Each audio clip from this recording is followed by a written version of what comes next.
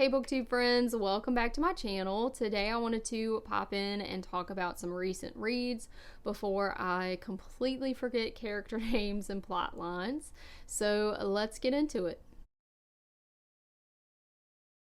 The first book I want to talk about is a YA thriller, and that is The Woods Are Always Watching by Stephanie Perkins. This book was definitely a short, fast-paced, spooky read, and I really enjoyed it. We follow two main characters named Nina and Josie as they are planning a hiking and camping trip just before they both leave for college. So this is kind of their last hurrah together. And we see that the woods have a lot of dangers, and I don't want to give too much away because I do feel like going into this I went in blind. I didn't know if this would be a human threat, a supernatural threat, or an animal threat, and I really enjoyed kind of finding that out. So I don't want to spoil it for anyone who's interested in reading this book, but I could definitely relate to it. Anyone who has been camping and has gotten up in the middle of the night to use the bathroom, there is a level of fear there because you're going out into the darkness and the woods are not quiet, okay? So if you've been camping, you know what I'm talking about. And in the middle of the night, every little snap twig, in this book, there is a sense of anxiety there. There is a sense of fear because there are two young girls and they are out in the woods by themselves. You also have encounters with people along the trail, which I've always found this interesting as well. When you are hiking by yourself and you come across a person or a couple, there is a bit of a heart flutter there because you're wondering what this interaction will be like. Is this person a nice person? Does this person have any sort of malintent? And that can make the interaction a little awkward. So all of those things are covered in this book, and I do think you should go into this book completely blind. It makes the suspense a little bit greater. I enjoyed that this book was set in North Carolina in the National Forest. I thought that was pretty cool just because I'm from Virginia, so anything that's set kind of close to me, I kind of dig it. So yeah, overall, I really liked this. It was a very short read, very easy to get through, and overall, a good little spooky read. The next book I want to talk about is a middle grade book, I believe, and that is Coraline by Neil Gaiman. And I've never read this book. Obviously, this book has been made into a movie. I haven't seen the movie either, so I went into this completely blind, and it did not disappoint. This book was a weird mixture of creepy and cozy. There's a fantastical element to it because you are talking about a parallel world. So we're following our main character Coraline, who lives in this apartment where the people around her are just kind of weird anyway.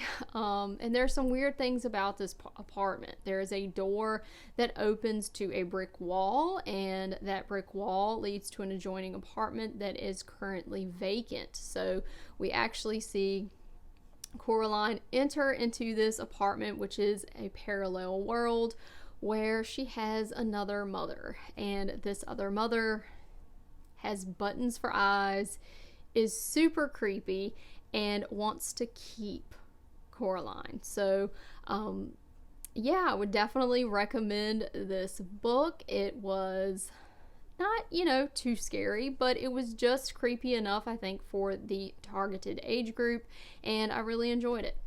The last book I want to talk about is The Club by Ellery Lloyd, and I listened to this as an audiobook. It is one of Reese Witherspoon's book club picks, and it's centered around The Club. The Club is this very high-end vacation chain that is only opened to famous celebrities, and you have to be on a list, and there's a very long waiting list for membership to the club, but those who are members have access to all of these homes around the world where they have complete privacy. They have a full staff of people at their beck and call, and I found this concept very interesting, and I'm sure there are places like this that market themselves to celebrities for their perceived isolation and privacy.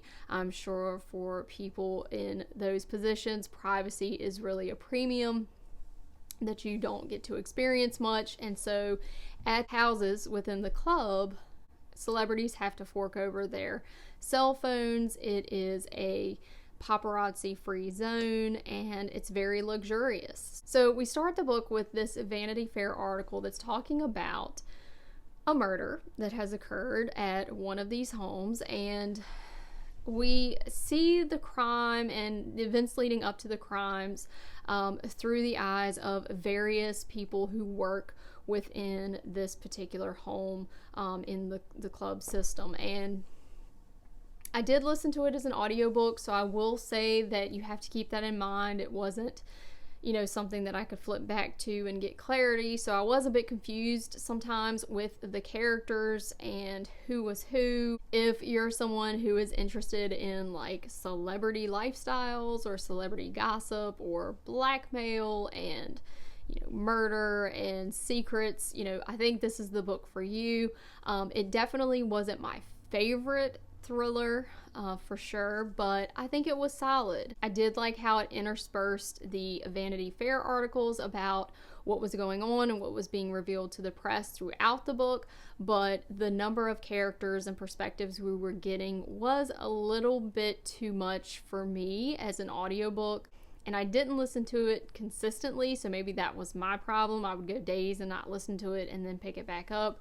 And, some days I was running while I was listening to it, so, that may have been on me. But overall, a good thriller. So this is one of Reese's book club picks that I would recommend if you are into that sort of thing.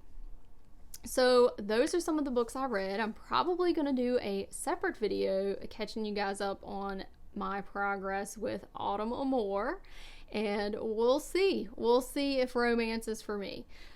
So all right, I hope you guys are having a fantastic day, and thank you so much for watching. If you've read anything good lately or any of these books, shoot me a comment and let me know what you thought. Hope I'll see you in the next one. Bye guys.